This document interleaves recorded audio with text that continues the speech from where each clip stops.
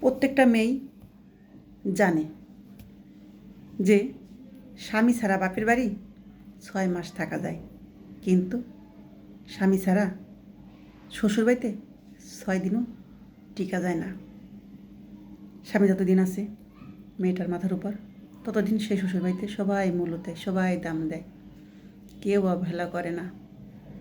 আরও স্বামী যদি ভালো ইনকাম করে তার তো কথাই নেই, মাথায় করে রাখে তার স্ত্রী সন্তানদের। ঠিক আছে, আসলে মেয়েদের শ্বশুরবাড়িতে যদি স্বামী নামক মানুষটায় হারিয়ে যায়, তাহলে সেই মেয়ের মতো দুঃখী আর পৃথিবীতে কেউ নেই। কারণ সে সেকেন্ডে সেকেন্ডে, মিনিটে মিনিটে, ঘন্টায় ঘন্টায় বুঝতে পারে সে ওই বাড়ির কেউ না, এবং ওই বাড়ির মানুষগুলো হারে হারে বুঝিয়ে দেয় সে এই বাড়ির আপন কেউ না।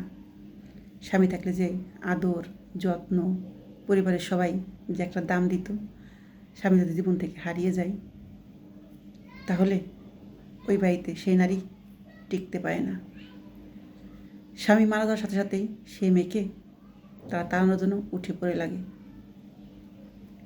এইটা 100%-এর ভিতরে 90%ই সঠিক। কারণ একটা মেয়ের স্বামী যদি মারা যায় তাহলে ওই শ্বশুরবাড়ির লোকজনই তাকে বোঝা মনে করে, তার বাচ্চাদের দায়িত্ব নিতে চায় না, অবহেলা করে, অপমানে ধ্বংস করে দেয় তার জীবনটা। তাকে গাধার খাটুনি খাটতে হয়, তারপরে সবার মন পায় না।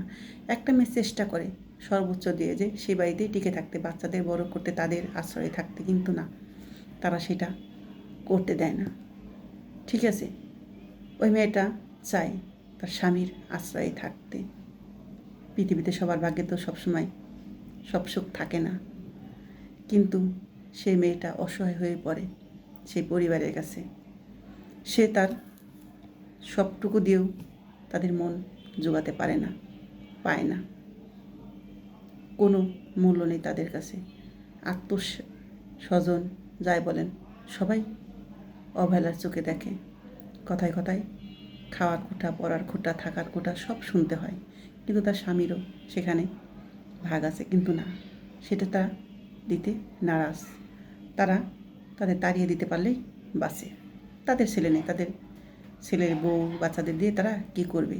তাই এত জঘন্য ব্যবহার করে যাতে সে মেয়েটা বাধ্য হয় সে বাড়ি ছাড়তে।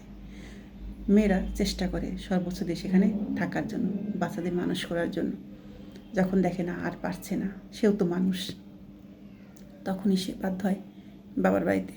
কিন্তু মেয়েরা কষ্ট করে হলে বাবার বাড়িতে 6 মাস টিকতে পারে, কিন্তু শ্বশুরবাড়িতে না। বাবার বাড়িতে যে সুখ তাও না, সেখানে ভাইয়ের বোর খোঁটা, অনেক জ্বালা যন্ত্রণা সহ্য করতে হয়।